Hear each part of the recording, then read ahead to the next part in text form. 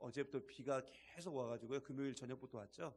오는 바람에 좀 날씨가 좀 이렇게 처지다 보니까 우리도 좀 이렇게 처지는 것 같아요. 그래서 조금 밝은 목소리로 우리 서로를 쳐다보시면서 서로를 바라보시면서 우리는 행복한 사람입니다 하면서 인사하겠습니다. 우리는 행복한 사람입니다. 예. 좀 끝을 좀 올려주세요. 예. 이렇게 처질수록 좀 더 우리가 밝게 가야 이런 부분들도 잘 이길 수 있을 거라고 생각합니다. 오늘은 총회에서 정한 청년주일입니다. 청년주일. 우리는 흔히 청년이라고 말하면은 그 기준을 그렇게 잡죠. 결혼하지 않는 사람. 결혼하지 않는 사람을 청년이라고 말을 합니다. 그래서 한 20대에서 한 30대 초반까지를 우리가 청년이다 이렇게 말하는데, 요새는 이제 결혼 적령기가 엄청나게 올라가 버렸죠. 이 30대 중반까지 올라갔습니다. 30대 중반까지. 그러니까 여러분 우리 아들이 지금 30이 넘었는데 아직도 장가를 못 가고 우리 딸이 아직도 시집을 못, 여러분 걱정하지 마세요. 여러분 결혼 적령기가 30대 중반까지 올라갔어요. 30대 중반까지. 이러다가 나중에 50대까지 올라갈란가 모르겠는데 아무튼 30대 중반까지 올라갔기 때문에 이 청년 기준을 정하는 연령대가 굉장히 지금 올라갔습니다. 그래서 이러한 현상으로 인해 가지고 이 청년들이 많이 출석하는 서울에 있는 몇몇 대형 교회에서는 40대 이상의 미혼 남녀들이 따로 모이는 청년부까지 생겼대요. 그리고 요새는 이 결혼을 해도요, 자신을 장년이라고 생각하는 사람이 굉장히 적습니다. 그래서 청년부에서 이제는 신혼부부까지 또 관리하게 되고, 또 우리 교회 역시 젊은이 사역팀 안에 신혼부부들이 있고, 앞으로 이 신혼부부 모임을 좀 확대해 가려고 합니다. 결국 현대사회는 이 청년 기준이 굉장히 애매모호한 상태이고, 어디까지를 법적으로 청년으로 정해야 될지 좀 이게 어려운 사회 속에서 우리가 살아가고 있어요. 그러다 보니까 교회 역시 청년에 대해서 좀 더 세분화시켜서 우리가 접근을 해야 되고, 또 일부 대형 교회를 제외하고는 이렇게 접근하기가 참 어려운 상태입니다. 왜냐하면은 인력의 문제, 또 장소의 문제, 또는 재정의 문제로 인해서 사실 세분화시켜서 접근을 해야 됨에도 불구하고 그렇게 하지 못하는 경우들이 많이 있죠.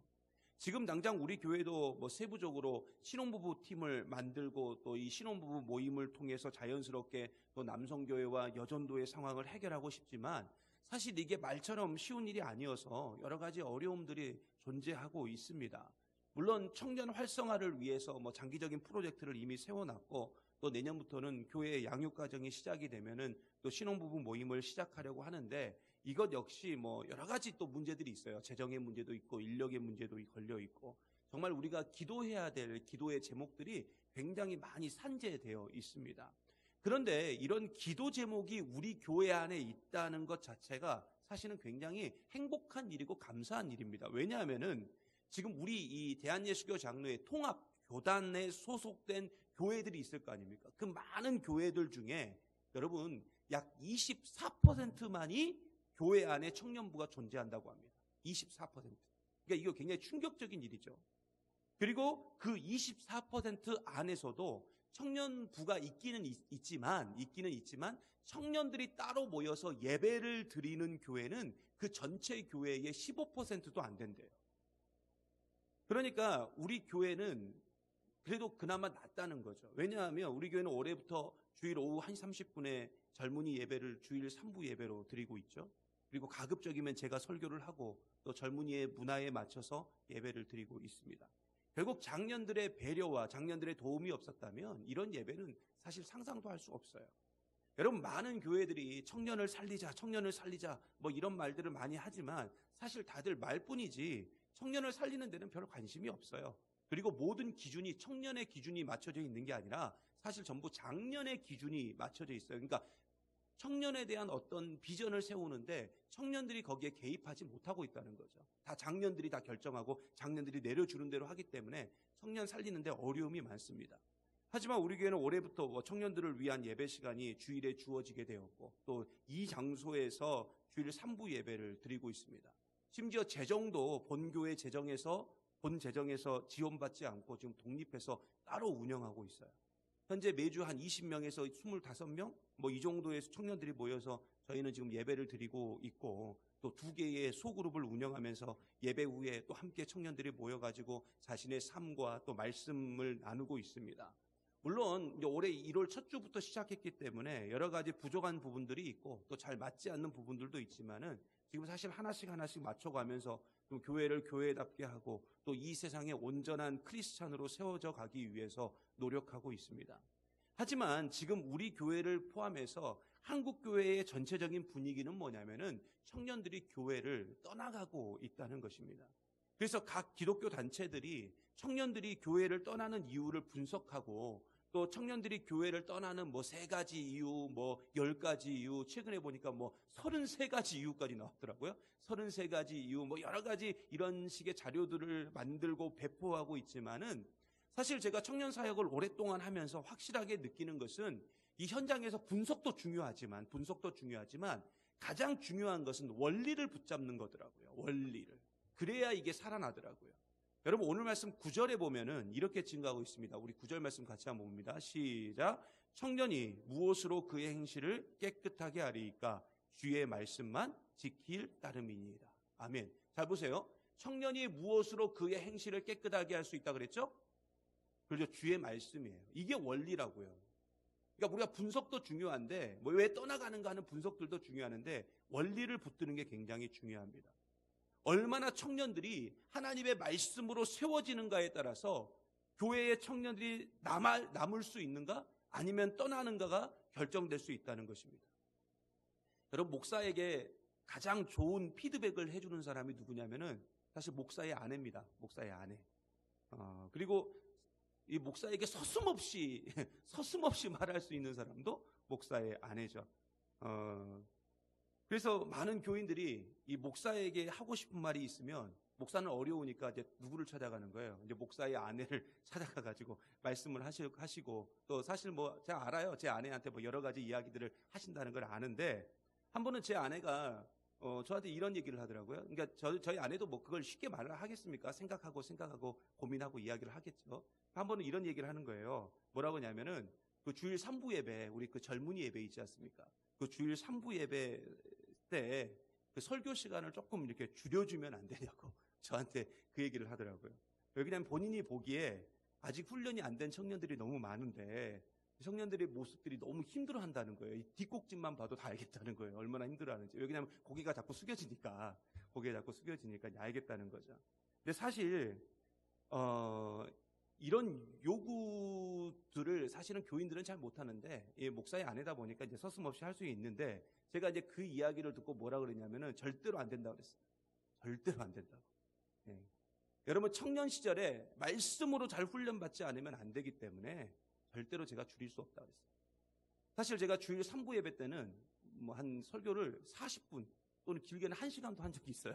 네, 1시간도. 보통 여러분 설교할 때는 제가 한 20분에서 30분 사이에서 하는데 40분을 넘길 때가 굉장히 많아요. 왜냐면은 요즘은 조금 줄이기는 했어요. 요즘은 조금 줄이기는 했는데 가급적 말씀을 더 자세히 전하고 싶은 마음에 사실 1부와 2부에 비해 애화도 더 많아지고 설명도 더 길게 하는데 여러분 청년 시절에 얼마나 말씀으로 훈련받느냐에 따라서 그 인생이 달라질 수 있기 때문에 사실 이 설교 시간만큼은 절대로 양보할 수 없는 부분이기도 합니다. 솔직히 저는 주일 3부 예배 같은 경우는 시간의 제약이 없으니까 찬양 1시간, 말씀 1시간, 기도 1시간 이렇게 하고 싶은 게 제 소원이에요. 그리고 언젠가는 이렇게 할 겁니다. 제가 언젠가는 꼭 이렇게 할 거예요. 그래서 보통 이제 1시 반에 시작하면 5시 정도에 끝나는 그 정도 예배가 그리고 뭐 나눔하고 그러면 뭐 집에 한 7시, 8시에 들어가겠죠. 근데 제가 제 바람인데 결국 청년들이 이렇게 온전히 세워지기 위해서는 하나님의 말씀을 붙들고 하나님의 말씀을 지킬 때 가능해진다는 겁니다. 이건 제 이야기가 아니에요. 하나님 말씀에서 이야기하고 있다고요. 그리고 이것은 청년뿐만 아니라 예수님을 믿는 모든 성도들에게 해당되는 이야기입니다. 사실 현대를 살아가는 많은 청년들이 얼마나 영적으로 방황하고 있는지 몰라요. 그렇다면 이 청년들이 영적으로 방황하는 이유가 그 청년들이 연약해서 그럴까요? 아니에요. 여러분 세상의 모든 것들이 이 기존 세대가 살았던 시대에 비해서 사회적으로 너무 구조적으로 복잡해지고 또 준비하고 갖춰야 될 조건들이 너무나 많아지고 세상은 영적으로 더 악하고 더 타락했기 때문에 지금을 살아가는 청년들이 이 시대를 살아가는 게 너무나도 힘들고 어려운 거예요. 그래서 교회는 이런 청년들을 양육의 대상으로 좀 보고 말씀으로 잘 훈련시키고 양육하고 돌보아주고 잘 가르쳐야 되는데 이런 과정 없이 그냥 고등학교 졸업하면 다 사역의 현장으로 보내버리니까 세상에서 치이고 교회에서 치이다 보니까 결국 교회를 다 떠나게 되는 것입니다. 여러분, 우리가 알다시피 훈련되지 않는 성도는 오래 버티지 못합니다. 결국 청년들도 청년 때 잘 훈련받아야, 그리고 말씀으로 잘 양육받아야 이 복잡하고 타락한 세상에서 경건한 그리스도인으로 온전히 세워지게 되고 성장할 수 있는 줄 믿습니다. 그러므로 청년이나 장년이나 상관없이 그리스도인이라면 항상 말씀의 자리를 사모하고 말씀의 자리로 나와야 돼요. 그리고 그 말씀의 자리의 가장 기본이 이 예배이고 매일 큐티하는 삶을 살아야 되고 앞으로 우리 교회에서 본격적으로 시작하게 될 그 양육 과정에 우리가 적극적으로 참여해야지만 합니다. 여러분, 특별히 수요 기도회 때 제가 지금 성경을 창세기부터 지금 계속 이렇게 쭉 보고 있는데요. 가급적이면 여러분 참석하셔서 하나님 말씀 배우는데 우리가 힘써야 된다고요. 결국 하나님의 말씀은 우리의 운명을 결정지을 만큼 매우 중요한 요소입니다. 얼마나 말씀으로 우리가 무장되어 있고 말씀과 관련된 삶을 살아가느냐에 따라서 우리의 인생이 결정될 수 있다고요. 그러므로 우리는 오늘 말씀을 통해서 앞으로 우리가 어떻게 살아야 될지 좀 살펴보고요. 특별히 청년들이 떠나가는 교회가 아니라 새벽 이슬 같은 주의 청년들이 거룩한 옷을 입고 헌신하는 교회가 되고, 또 장년들은 이 일을 위해서 먼저 본이 되어서 믿음의 대가 아름답게 이어져서 앞으로 이 세상을 하나님이 원하시는 하나님의 나라로 만들어가는 저와 여러분 되시기를 간절히 소망합니다. 그러면 오늘 말씀을 통해서 알 수 있는 첫 번째는 뭐냐면, 여러분, 우리가 말씀을 놓치면 안 된다는 거예요. 그래야 청년들이 바로 세워질 수 있고 우리가 바로 세워질 수가 있습니다. 여러분, 오늘 말씀 10절 한번 볼까요? 10절. 자, 10절 말씀 같이 한번 봅니다. 시작. 내가 전심으로 주를 찾았사오니. 자, 내가 전심으로 주를 찾은 이유가 뭐예요? 그저 주의 계명에서 떠나지 않게 하기 위해서. 여러분, 예전에 그 배우 김희애 씨 아시죠? 여러분은 맞아 TV 안 보시죠? 예, 근데 성경만 보시니까 참 김희애 씨라고. 예, 배우 김희애 씨가 예전에 광고 할 때 유명한 화장품 광고에서 유명한 광고 카피가 하나 있었어요. 그게 뭐냐면은 놓치지 않을 거예요. 이게 굉장히 유명한, 그래서 뭐 이걸 많이 사람들이 따라하고 했는데 놓치지 않을 거예요. 그러면 뭘 놓치지 않겠다는 거죠? 화장품 광고니까. 화장품을 놓치지 않는다고요? 그죠? 내 얼굴, 그게 뭐예요? 젊음이죠. 자신의 젊음을 놓치지 않겠다는 거죠. 그런데 우리는 이런 육적인 젊음이 아니라 영적인 젊음을 놓치지 않아야 돼요. 영적인 젊음은 뭐냐? 여러분, 가장 좋은 믿음입니다. 흔들리지 않는 믿음, 굳건한 믿음, 단단한 믿음, 싱싱한 믿음을 우리가 놓치지 않아야 되는데, 결국 이 모든 믿음은 오늘 말씀에서도 나와 있는 것처럼 주의 계명, 즉 하나님 말씀에서 나온다는 거예요. 그래서 오늘 시편 저자는 주의 계명, 즉 말씀에서 떠나지 말게 하여 주시옵소서라고 그런 기도할 수밖에 없었어요. 그러므로 우리는 이 말씀을 좀 어렵게 해석하지 말고 오늘 말씀 그대로 하나님 말씀을 떠나지 않는 삶을 우리가 살아야 될 줄 믿습니다. 하나님의 말씀을 떠나지 않는다는 것은 뭐냐? 하나님 말씀을 우리가 가까이 한다는 거예요. 가까이. 여러분, 여호수아 1장 8절 굉장히 유명한 말씀이죠. 자, 이 말씀에서 하나님께서 이 모세가 죽은 후에 이스라엘 지도자가 된 여호수아에게 이렇게 말씀하셨어요. 우리 같이 한번 봅니다. 시작. 이 율법책을 내 입에서 떠나지 말게 하며 주야로 그것을 묵상하여 그 안에 기록된 대로 다 지켜 행하라. 그리하면 내 길이 평탄하게 될 것이며 내가 형통하리라. 아멘. 여러분, 이거 너무 유명한 말씀이죠. 여러분, 우리는 누구나 자신의 인생이 평탄하게 되고 형통하게 되기를 원합니다. 이건 다 우리의 똑같은 마음이죠. 그런데 이렇게 평탄하고 형통하게 되는 비결을 하나님이 직접 말씀해 주셨어요. 자, 이게 형통이다, 이게 평탄이다 하고 말씀해 주셨는데 세 가지로 이야기를 하셨어요. 첫째는 뭐냐면은 하나님의 말씀을 내 입에서 떠나지 말게 해야 된다, 이렇게 말씀하셨죠. 그래서 우리는 하나님의 말씀인 이 성경을 여러분 정말 이거 있는 그대로 그냥 보시면 돼요. 소리 내어 읽으시면 돼요. 소리 내어 읽으세요. 그냥 눈으로 보지 마시고 소리 내어서 읽으시라고요. 그리고 둘째로 뭐냐? 둘째로 소리내어 읽은 말씀을 오늘 말씀의 1장 8절에 나온 것처럼 어떻게 해야 돼요? 묵상해야 돼요. 묵상. 묵상이라는 건 뭐냐면은 하나님께서 이 말씀을 통해서 나에게 주신 교훈을 찾는 거예요. 나에게 주신 교훈이 뭐냐. 그리고 세 번째는 뭐냐? 오늘 말씀에 나와 있듯이 그 교훈대로 내가 다 지켜 행하면 돼요. 그러면 어떻게 된다고요? 형통하게 될 것이고 평탄하게 될 것이다. 오늘 말씀에서 분명히 증거하고 있습니다. 여러분, 지금 많은 청년들이 너무나 고통스러운 시간들을 보내고 있습니다.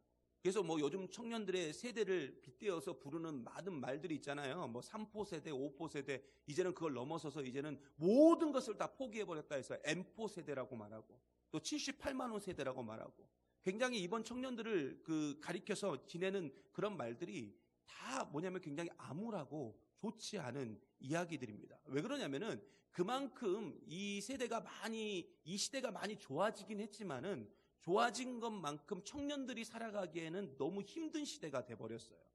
여러분, 취업의 문이 얼마나 좁은지 몰라요. 누구는 취업되고 누구는 취업됐다는데 이렇게 말씀하실 수 있지만 그것은 일부예요, 일부. 진짜 많은 청년들이 지금 취업의 문이 좁아가지고 들어가지를 못해요. 또 여러분 결혼해가지고 이제 집을 장만해야 되는데 집값은 또 얼마나 뛰었습니까? 요즘 아시다시피 순천에서 웬만한 그 아파트 한 채가, 그죠? 이게 구형 아파트 말고 이제 신형 아파트 기준으로 보면은 여러분 거의 3억이 넘어요. 3억이. 근데 연봉 3천만 원 받는 직장인이, 물론 이제 직장 생활을 한 청년들이 연봉 3천 받기는 힘들죠. 근데 연봉 3천 받은 직장인이 한 푼도 안 쓰고 10년을 모아야 뭐 할 수 있는 거예요? 집을 살 수 있어요. 한 푼도 안 쓰고. 그만큼 지금 청년들의 삶이 얼마나 힘든지 몰라요. 물론 우리가 하나님의 말씀을 떠나지 않으면 형통해지고 평탄해진다고 해가지고 갑자기 하나님 말씀대로 살면 갑자기 취업이 되고 갑자기 집이 생기는 건 아닙니다. 오늘 말씀을 그렇게 오해하시면 안 돼요. 하지만 최소한 자신의 삶에 대해서 포기하지 않게 되고 또 하나님을 통한 그 소망을 발견하게 되고 하나님이 주시는 그 지혜를 얻어서 내가 어떻게 살아야 될지는 알 수는 있다는 거예요. 그러므로 우리는 무슨 일이 있어도 이 하나님 말씀을 떠나면 안 되는 줄 믿습니다. 그리고 이것이 우리에게 결심이 돼야 돼요. 그러므로 하나님의 말씀을 붙들고 그 말씀을 가까이 하며 그 말씀을 즐거워하는 자에게 형통과 평탄이 있음을 기억하고 늘 하나님 말씀을 가까이 하고 그 말씀이 있는 예배를 사모하고 말씀대로 살아가는 저와 여러분 되시기를 간절히 소망합니다. 두 번째로 오늘 말씀을 통해서 알 수 있는 건 뭐냐? 우리가 청년 세대가 교회를 떠나지 않고 끝까지 믿음 안에서 머물 수 있는 비결, 우리가 언제나 하나님 안에서 머물 수 있는 비결은 뭐냐? 바로 말씀이 흘러나오는 입술이 돼야 된다는 것입니다. 자, 오늘 말씀 13절 한번 보겠습니다. 우리 13절 같이 봅니다. 시작. 주의 입에 모든 규례들을 나의 입술로 선포하였으며. 아멘. 여러분, 우리가 믿음의 삶을 온전히 살아가기 원한다면 우리의 입술에서 뭐가 나와야 되느냐? 하나님의 말씀이 나와야 돼요. 더 정확하게 말하면 우리의 입술 자체가 하나님 말씀이 돼야 된다고요. 거룩한 입술, 살리는 입술, 세우는 입술, 소망의 입술, 믿음의 입술, 그리고 축복의 입술이 되어야지만 합니다.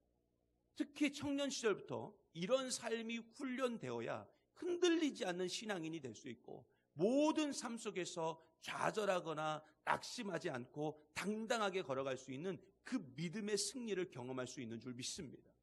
지금 이 시대를 살아가는 청년들에게 희망과 소망과 위로의 말이 얼마나 필요한지 모릅니다. 그런데 이러한 말을 듣는 것도 중요하지만 청년들 자기 스스로 이걸 선포하는 것은 더 중요해요. 그리고 이러한 희망과 소망과 위로의 말은 전부 어디에 담겨져 있느냐? 이 하나님 말씀 안에 담겨져 있다는 것입니다.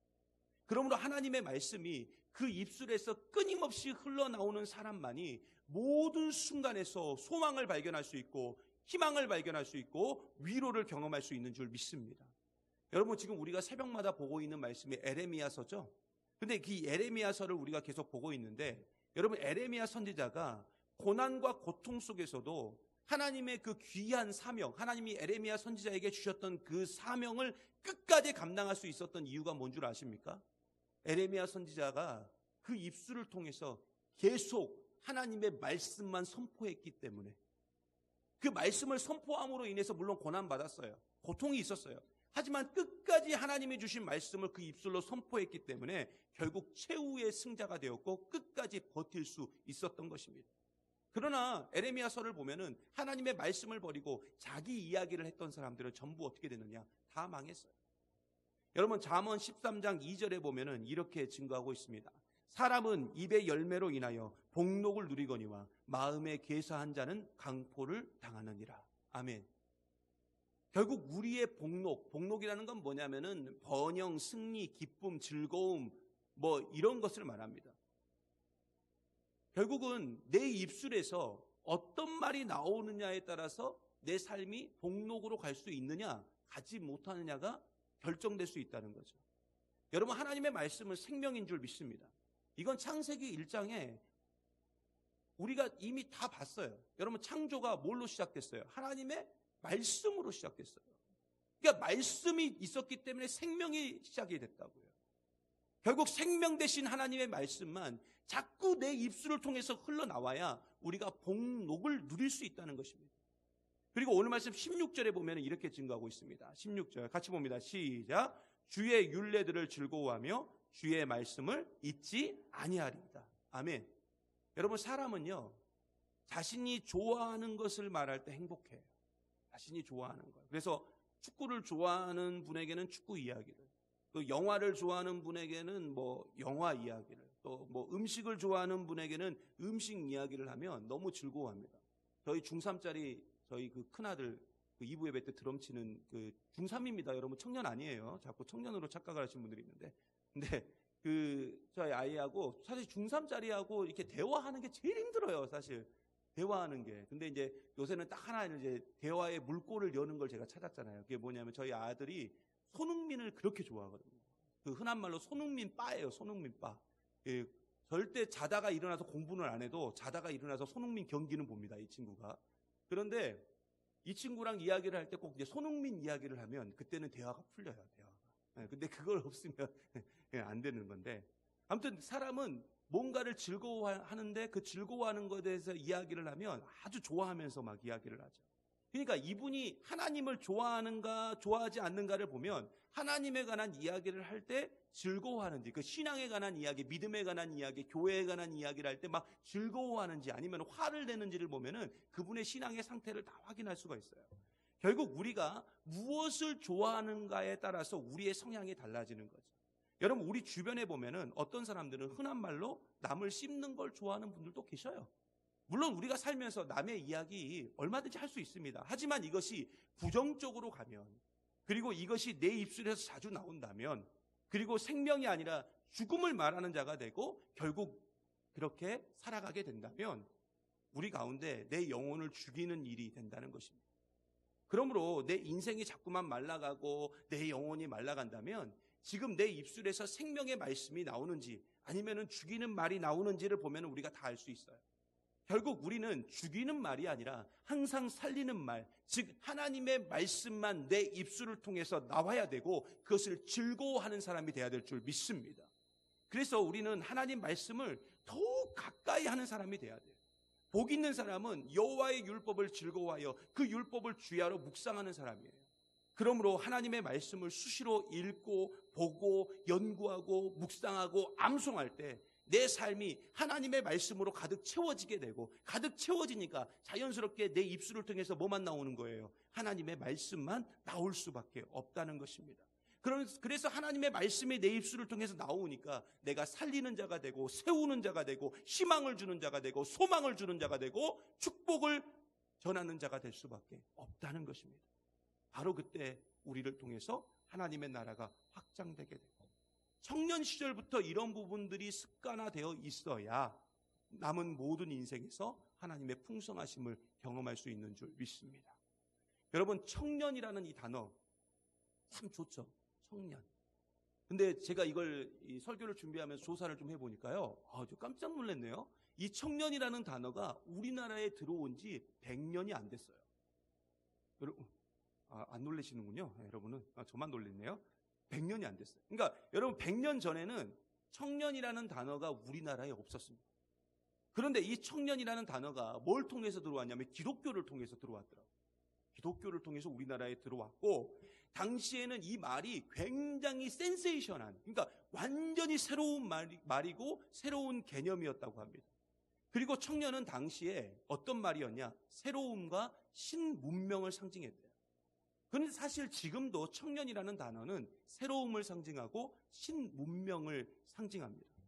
하지만 어느 순간 청년이라는 단어가 우울함의 상징이 됐어요. 청년이라는 단어 자체가 슬픔, 아픔, 고통을 상징하는 단어가 되어버렸습니다. 하지만 이젠 이 청년은 본래의 청년으로 이제는 돌아가야지만 할 줄 믿습니다. 그래서 말씀의 회복이 필요한 거예요. 하나님의 말씀을 가까이 하고 하나님의 말씀을 즐거워하며 하나님의 말씀을 선포할 때 청년은 청년으로 돌아갈 수 있다는 것입니다. 그러므로 끝까지 하나님 말씀 붙들고 말씀대로 행하는 자가 그 사람이 청년이고 청년다움을 회복할 수 있는 줄 믿습니다. 그러므로 우리 교회가 청년과 같은 교회, 또 청년과 같은 성도들이 되려면 결국 우리 가운데 하나님 말씀 붙들고 그 말씀이 내 입술을 통하여 끊임없이 선포되면 우리가 그러한 아름다운 교회가 될 줄 믿습니다. 그리고 우리를 통해서 하나님의 새로운 문명으로 모든 것들이 바꿔지게 될 줄 믿습니다. 바로 이것이 새벽 이슬 같은 주의 청년들이고, 이 청년들이 즐거이 헌신함으로 하나님의 능력이 이 세상 가운데 온전히 나타나게 될 줄 믿습니다. 여러분, 오늘도 이 사실을 끝까지 믿고 말씀만 붙들고 그 말씀만 선포하며 살아가는 주의 청년들 되시기를 간절히 소망합니다. 이 시간 우리 함께 기도합니다.